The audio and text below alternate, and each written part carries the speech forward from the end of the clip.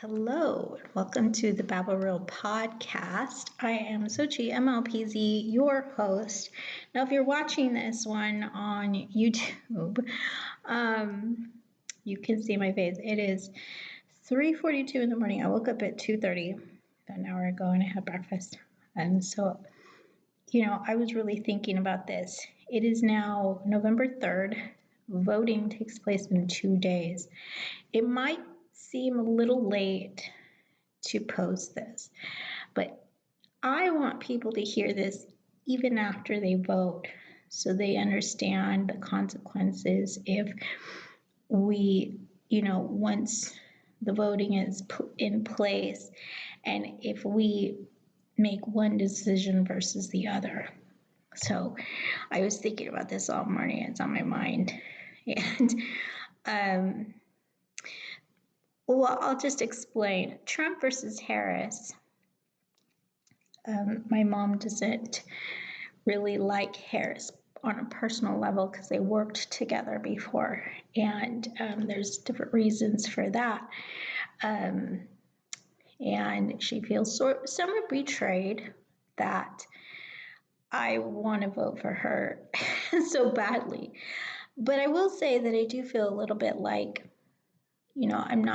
I'm never ever really satisfied with the candidates. I just kind of had to make it the best decision that I possibly can. I'm never like, oh, thank God this person's in office, because you never know what they're going to do. And there's nobody that's perfect or perfect president. But I'll tell you why I'm making this decision, and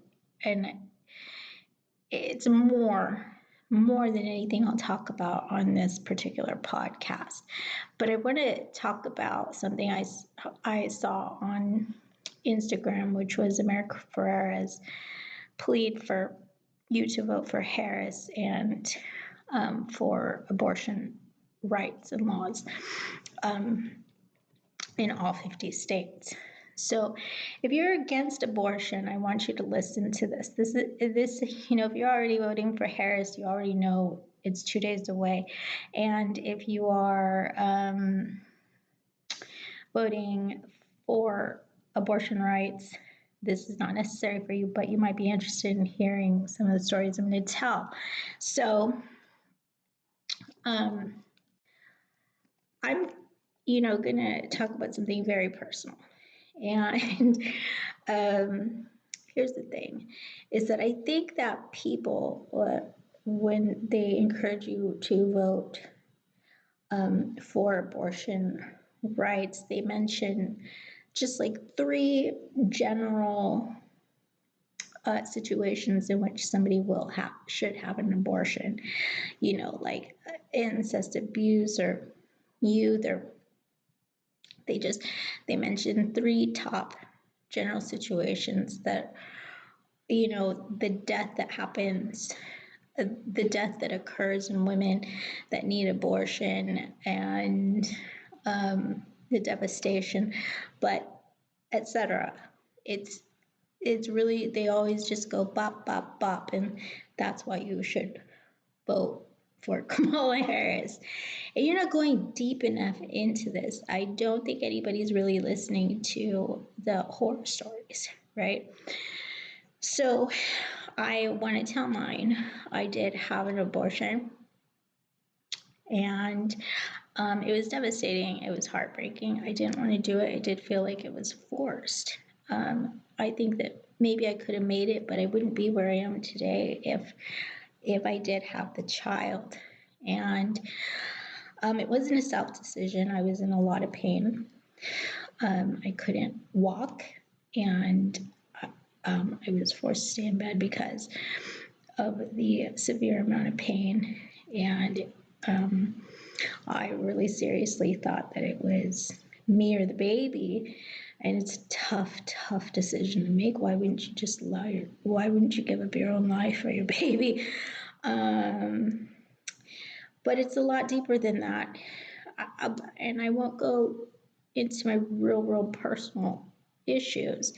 It's too long of a story. But I want to talk about what I saw inside of the clinic. So you go in, I was a little bit hazy from the meds that they give you. And by the time I was actually in the bed for it to happen, my pain medication had worn out. So I actually felt everything that was going on, and it was not fun. I don't have a really good way to describe that. I can't come up with the words to help you understand what that feels like and what that was for me. But it was rough, okay? So it was painful for sure. But afterwards, I almost hemorrhaged to death. And they kept a close eye on me, and I was very low in energy.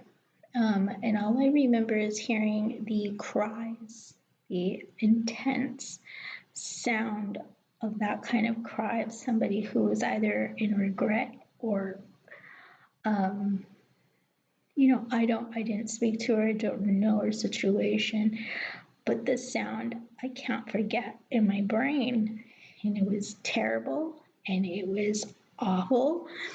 And, and I think that if she were voting today, that it's likely that she would be against abortion, even though she was capable of going on with her life.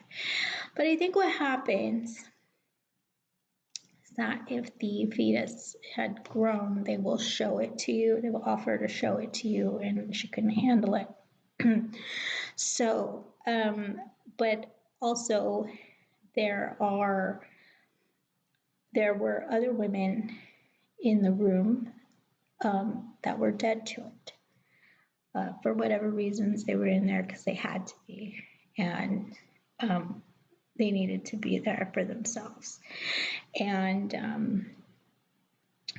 didn't have very many cries or emotion shown at the moment. Not that they didn't go through it, but just at the moment, maybe it was shock. It just was less. And so you have all the different types. But what I'm saying here is that there are always those three big general descriptions of why people, situations of why people need abortions and why it should be legal, when in actuality, it's more than that. It's not just for those reasons. Many women, there are many women with many different life situations, different lives, different personalities, different mental states, different religions, different political views. We're all very different individual people, right?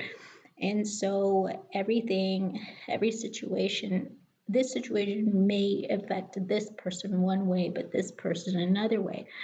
And so we can't know what that is for each person, number one.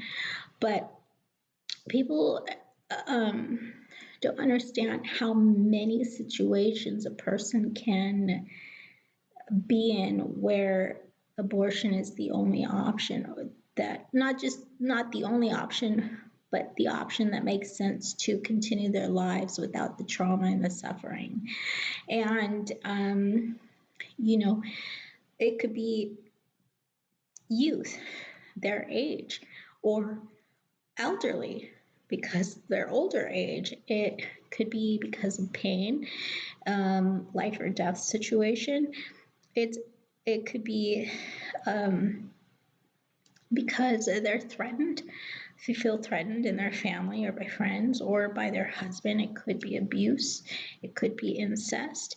And then within the abuse and the incest are also very general. We don't know what those exact situations are like for them. It could be incredibly true, like life-threatening. And then, of course, there's death, where, there's death and there's mental illness and mental challenges. I mean, what happens if somebody with a challenge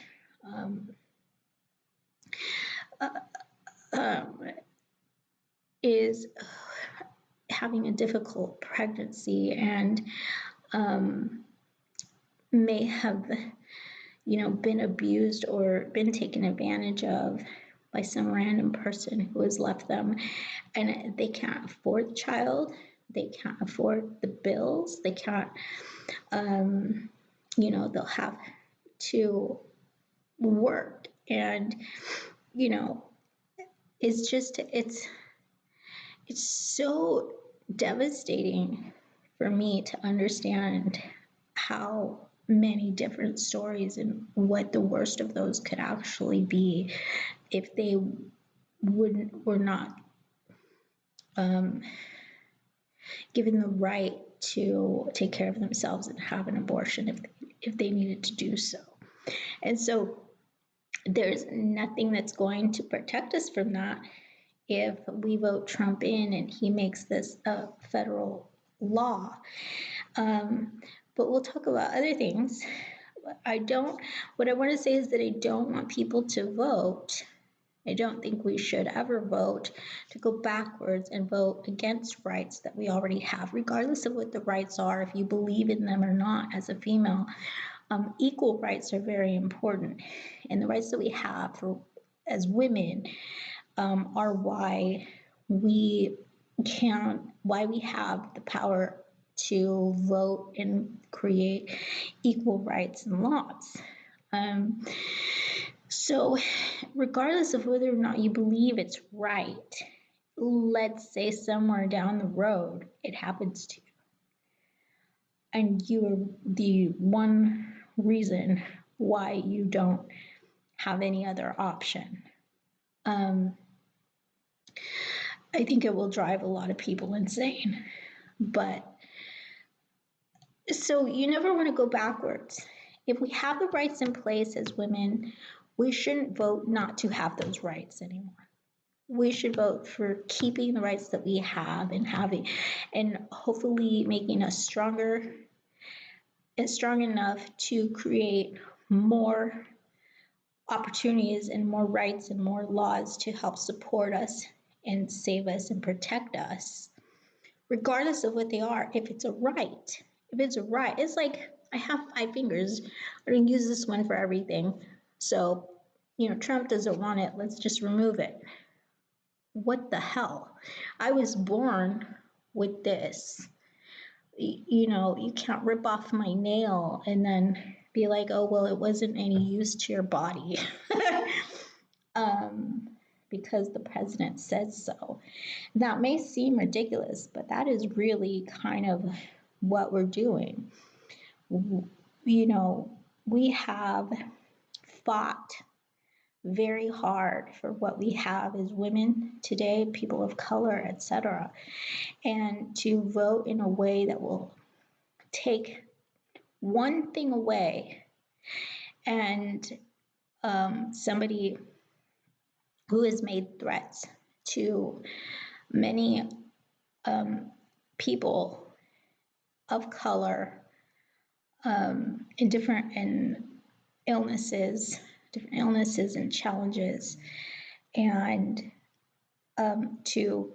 understand that this person is probably just starting with that one thing, which is abortion, and that if he needs more power, or if he wants more power, he knows that to get control and votes by white America and the Republicans, that all he has to do is make statements and create laws and ideas against people of color, women, people with illness, people with challenges, people who had to fight for rights, for equality in America, and take those rights away. So it doesn't matter if you believe in it or not.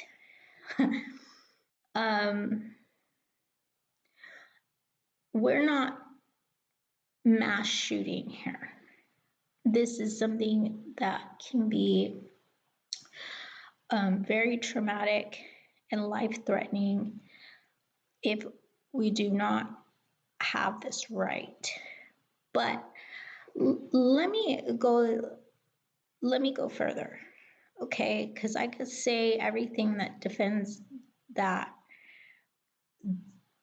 those statements over and over and over in different ways, but I want to keep moving on. Here's the other thing, okay? Is that I think what's happening is that they see women, starting with Hillary Clinton, and now Kamala Harris has gotten into a very great position of power, and she's a Black woman, or Indian, or I don't know, woman of color. She's definitely not a white lady, and I don't like saying this, but I think there is just a really large group of people that doesn't like that and is scared of it and worried about people of color being in power, but not just that, women of color being in power, because that's a way bigger stance for the Democratic Party. The beliefs and the views of a person that fits all of the molds of the things that the Republicans just have fought over the years to go against. Or it hasn't always been the Republicans. I will say, if you didn't recognize, if you don't know something about history, the Democratic Party and the Republicans did do a little bit of a switch at one point in time. So the Democrats were originally the party that was, creating worse laws and worse things for the people of color, for slaves, etc. And the Republican Party was the party that let the slaves go. And so somewhere along the lines, that did a complete 180. And so now the Democratic Party are the fighters for the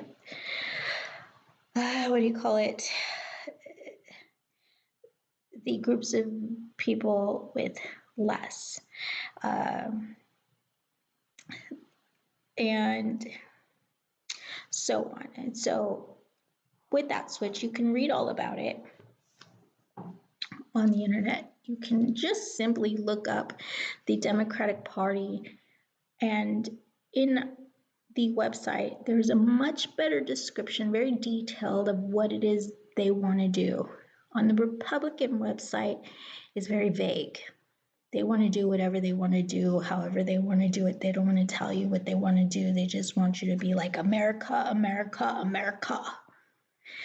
And if you read through it, you'll just really understand what I mean by that. There's absolutely, it's like when they say in golf, there's no follow through. And they just sort of want people on their side by faking positivity. And you can read that for yourself and have your own takeaway. But if, let's get to what I'm talking about here.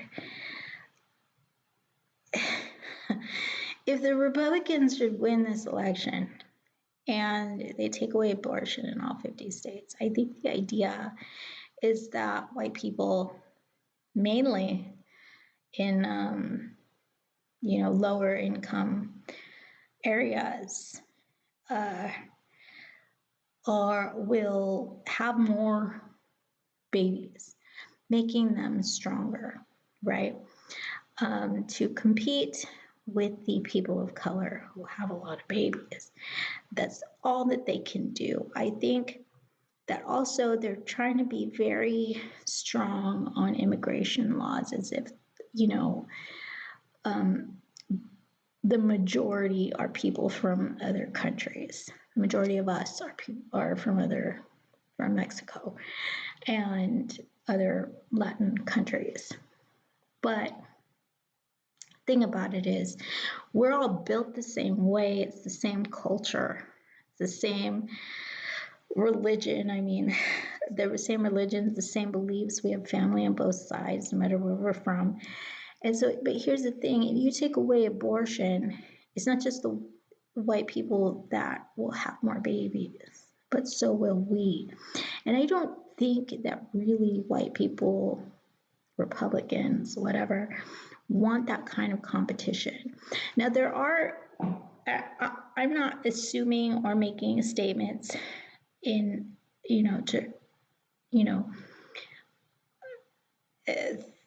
without the understanding that there's a big amount, a lot of people that are brown and black that are Republican. But I think here's the fear.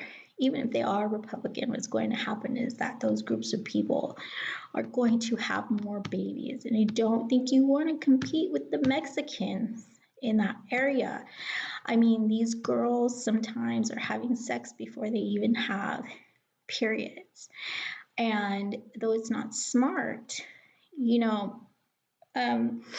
what I will also say is that we are people that have fought for the rights here, for our rights here, especially on the West Side in California, to have the lifestyle that we have here. And we don't want to give it up, but we still have those people who went through that suffering living today to help us out if we should end up in a situation where we are having too many babies and ending up in poverty. All you will create is more of us to help each other out. And I don't know if you know this, but we built pyramids. Our people have built pyramids and have lived in horrible situations, and people that have knowledge of that are living today. They are American citizens, whether you like it or not. And so what we understand is that brown people, not just Mexicans, natives, etc., Filipinos, Asians, have built this country, have been the reason this, one of the key reasons this country is what it is today. And you wouldn't be taken away from that. But honestly, if we have more babies because you force us to, and you do not allow us the right and the opportunity to live life as females, for a long period of time without having children and understanding what that life is. All that will happen is that we will grow in the community. We will have more help and in anything that we do. And even if we have young babies, we'll have more help for babysitters if we do want to go to college. So I think it does seem like a good idea in that 20 plus years, if the laws are the same and nobody takes that away, we will have so many babies that are then in college and creating more power for us. So, it seems to a Mexican Republican like, yeah, great idea. But why go backwards and suffer and suffer a devastating life and allow your children and your children's children to have to go through that when we've already fought so that we don't have to do that? Or are we going backwards and doing the circle thing instead of just moving forward? It's a thing that I think doesn't make any sense, because when we are ready to have children, we can have a lot of children if we have the money to support it, right? But I think that is very interesting, and I want to prove this point, and you may listen to the story and hear it your own way and make it what you want for to make yourself right in your vote against abortion. But let's talk about this a little bit. One of my very first boyfriends was a white boy. His mother was 16 when she had him, and he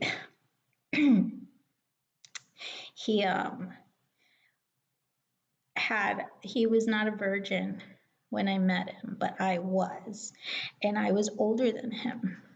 And he had already started smoking and drinking, and he had like bottles of alcohol in his room, and that kind of, like you would think that he was a bad kid.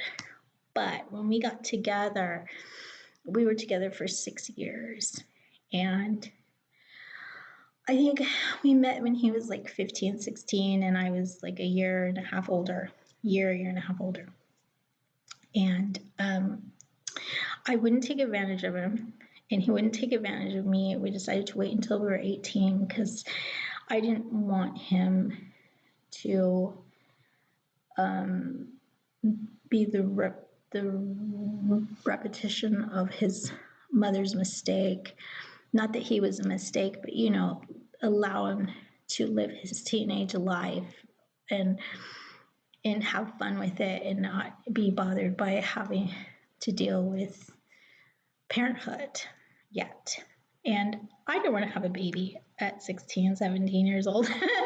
So we were respectful of each other. He kept his hands off of me, and even when I wanted to, he wouldn't, because he would say it's not the right time, I'm drinking or I'm high, I don't want to do it right now, it's supposed to be special, blah, blah, blah.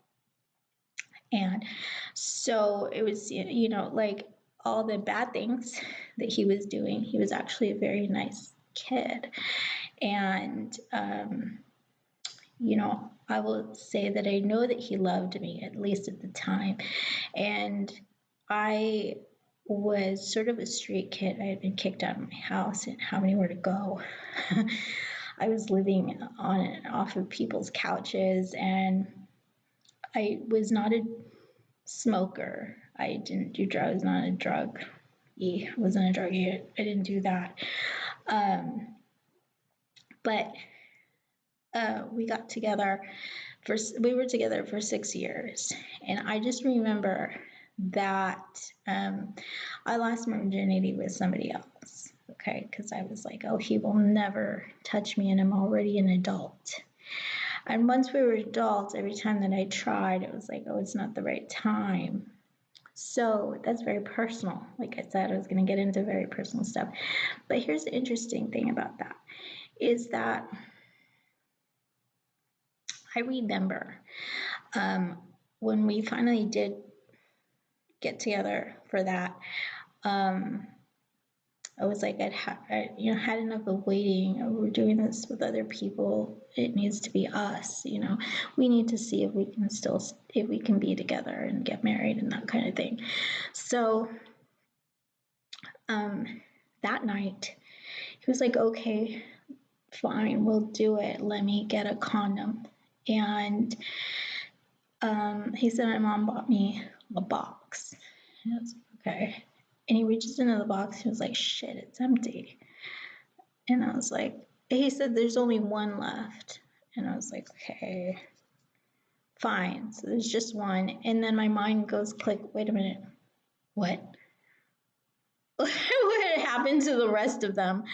And I know he was living in a house. His mom had left the house, and he was living at that time. We were already 18, 19, with five other guys.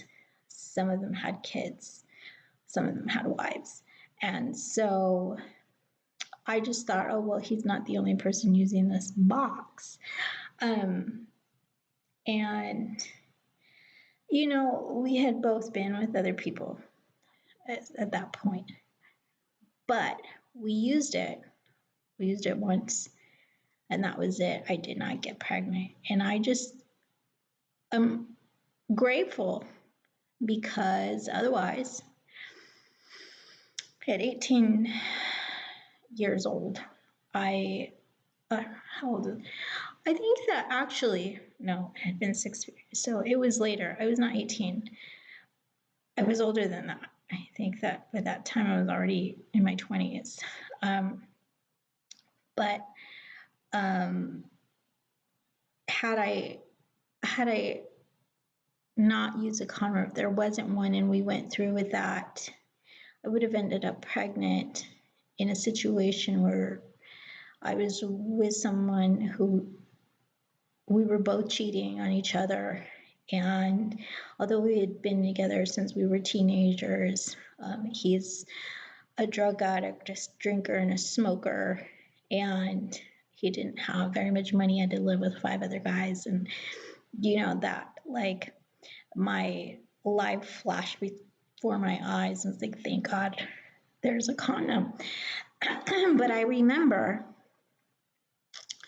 that thinking, you know, how important it was to have contraception. And I also remember when we were 16, 17, that we went to buy his first condom. We thought about it, but that we didn't want to do it. And my cousin and her boyfriend were going to go to a hotel. And so they said, we'll get him for us. So he went in to buy it for the first time, and I went in with him. And I just remember the talk about contraception all the time, birth control pills and condoms. We were always talking about it like it was a really big, important thing to have with this group of white boys. And like, you know, the importance of having the right size and the teasing of who's what size. And like at one point there were different kinds of condoms on the table. And, you know, like contraception was there. It wasn't like shameful. And none of us got pregnant. None of us got pregnant well into our 20s. And, well, actually, yeah, well into our late 20s. So I would say when I had an abortion, I didn't want to have it because I was already in my 20s. And I felt like, you know, I'm not 15 years old. This doesn't feel right for me. But it wasn't, you know, whatever. So there was this talk with these white kids, and they were the kind of kids that were on the streets, you know, house party, drug dealing, that kind of thing. And when I moved away from him and we broke up, I ended up with other people. And a lot of the Latinos that I had been with at parties and whatnot didn't like contraception. They didn't like condoms. They preferred the way it felt without one. And it wasn't like I was willing to really fight. You know, it was just a different thing that I was going through. And I was like, oh, that's weird. You know, everybody I know usually does this and they don't like it. So I noticed that very quickly, and it was forceful. Like, we're doing this and we're doing this today. And so I'm not going to say like all Latinos are like that, and some of them are very respectful guys. Some of them really believe in contraception. I just didn't know any of them at the time. And all of the guys that I was meeting were either married with kids and pretending that they were separated, still wearing their ring, and started having kids when they were 16, and or men that wanted, just expected me to be on birth control. Well, aren't you taking the pill? They expected me to take care of myself so that they didn't have to do it. So it was very different. And that's why I will say that there is some truth to that, the fact that Latinos will have more babies. More babies at an earlier age, and they're okay with that. There's a good majority that are okay with that, that would even love that, to be able to do that with permission from the government, and knowing that society has to accept that that's the way life is. Some boys, it's probably even joyful to think about that they could take advantage of that way and start a family early and have a bunch of little boys to carry on their legacy. Now, I'm talking about this, and it may make you think that that's the way our culture is. It's not everybody. I want to emphasize that. It's not all of the men are not like that. All of Mexicans are not like that. But it is prevalent in the culture. So, yeah, I think that white people understand that will not just happen to us, but it will happen to them. And so we will eventually be competing for power by how many children we are having. And I don't think you want to compete with us on that level, because like I said, we're having sex sometimes before we're on our period, and not always with people who are not related to us. If you give people the right to do that, and the right, if you take away the right of abortion, it will not stop older men from abusing the girls in their family, no matter what color you are. It will not stop them. In fact, it'll probably just make them like, well, if I do this, there's nothing they can do about it, right?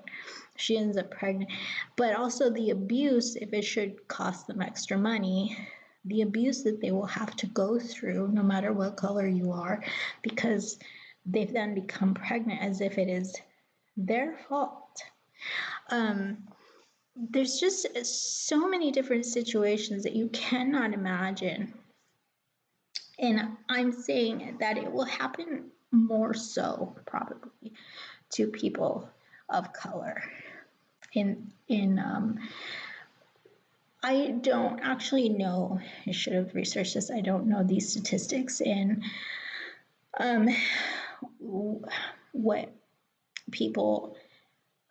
which people have more abortions than others, but I would guess that it's equal. And the thing about it is that, honestly, I believe that it would just end up making us more powerful. We will grow, we'll move to other states, and eventually just make the votes in our favor. And that seems like it's fine to a lot of Republican Mexicans. And I would be fine with that too if I didn't understand the amount of suffering and the trauma and the devastation that could cause for women, for the culture, and the discrimination that we will face for it in certain places in this country, as if we created those situations ourselves. Like, we're out of control. And we've gone through this before. I don't want to go backwards. And the reason why I mentioned that the group of white boys were talking about contraception was a lot is that that's the thing that will end. You will end that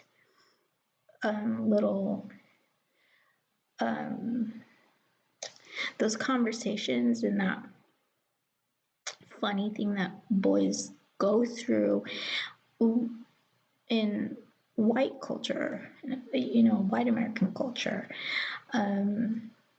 for teenagers. You'll rip that away from them, and if they've never had it before, they won't know what they're missing. But you'll have to depend on the ones that ended up having children to teach them. And if you're going to make laws against contraception, well, I will say that they had such joy in these jokes and these conversations that they had about it, that it was part of their camaraderie. They're still best friends today. And I just feel like there will be something missing for young boys, and something that's actually positive, whether they're white or black or brown or Asian or whatever, that they just happen to be white boys. Like I said, that was my experience. I know that is not just something that they do, that white boys do. I know that it's very common with men all around, but I think that's a very special thing that we have created and developed in American culture for teenagers over the years of allowing contraception, and just since the 90s, making it something that we can talk about in schools. And I don't think it's a good idea to take it away. So I don't think that we should ever vote to rip rights away or to banish rights that we already have if we fought for them, regardless of whether or not you believe in them. Whether or not you think they're good or bad or wrong or right, because it's something you may need when you don't expect it, something a family member may need when they don't expect it. And even if they don't, it's still something you have in your pocket that is creating equality, that is helping and creating the equality for women in this country. And all of our rights as women and as brown people, the more that we have, the more power we have to fight, not just to vote, but to be heard and understood and respected in politics and other fields, but politics mainly, where it's really important that we're making our laws. So don't go backwards. I don't think it's a good idea to vote for Trump, even if you are Republican. I don't think it's a good idea to vote for Trump. This year, you must vote to help us keep our rights, just in general. It doesn't matter what you think of Kamala. I think that the laws that she is fighting for us to keep, and the rights that she's fighting for us to keep and to have in the future, is more important than our personal issues with her, if we have any, and more important than whether or not we think, people of color should be in power or women should be in power, what you think women are capable of. It is all too obvious what we are capable of at this point. And I think that what people are worried about, and the only reason people are wanting to vote for Trump, has more to do with war and how he handled Putin than it, and we are focusing so much on this abortion stuff that we're taking away or trying to take people's attention away from the possible war in the future. And so I don't think either one of them really has a great plan for how to deal with that, or they would be talking about it all the time. Yes, he had good relationships with those people, but those are not people you want good relationships with. And yes, people can argue that he kept them under control, but also I don't think that you want your president to have this power struggle happening with other leaders. That what we want is good relationships, and what we want is to make it understood what we believe in as a country and what, you know, our nation will and won't fight for. But, you know, it's difficult. I'm not president. I can't really say how they should and shouldn't do things or talk to people. There's so many other things that we don't know that they have to consider. And I think that's part of the issue, is that people have the idea that Trump's capable of something, but we don't actually know what is entailed. We don't know the details of the things that they have to consider when going to speak to other leaders, etc. We don't know the details of their daily lives in that job, right? But we have high expectations. I think that the statements that Trump has made can be very dangerous if he makes statements like that to leaders of countries that we are actually in good standing with. I just came from Europe. I went to Spain, and we were approached by Europeans asking us who we're going to vote for. My family is sort of split up, right? But we don't let it actually split us up. We're kind of divided in our political views, but we stay together and protect each other, and we enjoy time together. So that's what America is about, I think. But it was very rough on, you know, on the family members that that will admittedly vote for Trump. And so we had to step in. Democrats had to step in and be like, we know what you're worried about. We're not voting for him. And, you know, that's kind of how the country is. We're divided, but we try to stick together. And Europeans just wanted to express their distrust, their dismay, their disgust, and their total lack of understanding of the appeal that Trump has. And, you know, I was like, I totally agree. And you don't have to worry about me. I mean, I'm not voting for him.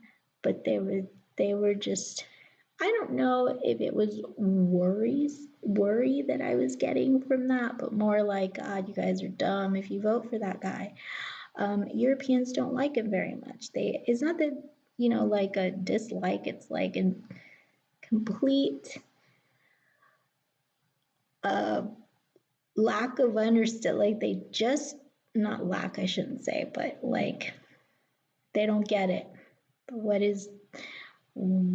Why would you put that guy in a position of power? They just don't get it. They think it's silly. They think he's silly. They think he doesn't make any sense. They think it's ridiculous. And in that, if we do vote for him, the Europeans will then see us all that way. Stupid Americans. And not that we should worry about what other people think of us, but honestly, that's what's happening around the world. So we did feel a little bit on the defense that, about, where we come from. But how do you do that when it's voting season and we haven't placed a vote yet? And so it's all up in the air. It's like, we don't know what's going to happen either. So that's all the things that I want to talk about, that I know about the abortion laws. It's not just as simple. It's not just, oh, people are dying. Oh, it's women's rights. Oh, it's, because we say those things and people go, yeah, blah, blah, blah, blah, blah. We're not telling you real stories. And I think that's why that's why people sort of want you just to go away, right? But in that abortion clinic, I still thought about it like, this is not something I would make my first suggestion if a friend or a family member came to me with a unwanted pregnancy. This was not going to be my first suggestion. That's what I was thinking, laying down in there, hemorrhaging.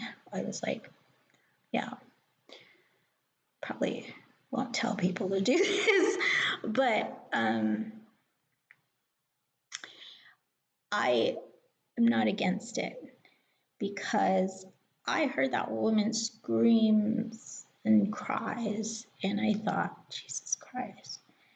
I felt immediately like maybe, this is something truly devastating. This is not something like, oh, if her child broke a toe, that would be the reaction she has, obviously.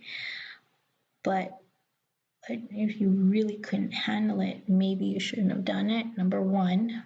But if that's your reaction, maybe there's another mental issue happening, in which case it's a good thing that you did it.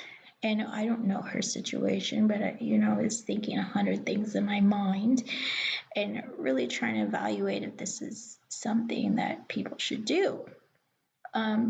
It's not my first suggestion. It's not the first resort. It's the last. It's the last. Obviously, you want people to really think about whether or not it's something they can do, give them the other options. But if people aren't allowed to have abortions and we can't have contraceptions, there's not enough people who can afford to have babies that want to adopt. Are you going to make a law that is forcing people to adopt babies from these people who couldn't have abortions? No, you're not. It's just going to increase poverty, and where most of that is going to be is with us. And I honestly believe the reason they're doing that is to prevent us from getting too powerful, and more mainly the women. So yes, last resort, but not illegal. And that's what Planned Parenthood is for. So if we cancel Planned Parenthood, all hell will break loose. People will just be dying. This is not the America we're going to want to live in. It's going to become third world. I don't think they've seriously thought this through. And I honestly think that Trump is saying these things that he wants to make it illegal in all 50 states. just to get the Republican vote, just to get the Christians on board. I don't think that he really cares. I don't think it's really his opinion. I don't think he's thought it through. It's just to stay in the highest position of power in the country. He doesn't actually care about the people. That's all I have to say, guys. Thank you for watching the Ba.Bl, the real Baldwin Blitz. I might regret telling you all of my very personal stories, but I feel like not enough people are doing that. And even after we vote, we should continue doing that. So to encourage people to vote the right way next time in your state and for the next president after that. So, think about it. If you have a story of your own, I really encourage you to go out there and tell it and connect it to this video if you want to. I really appreciate all of you for listening. Have a wonderful, wonderful holiday. It's the holidays right now. And if it's not when you're listening to this, have a great week. See you later. Bye-bye.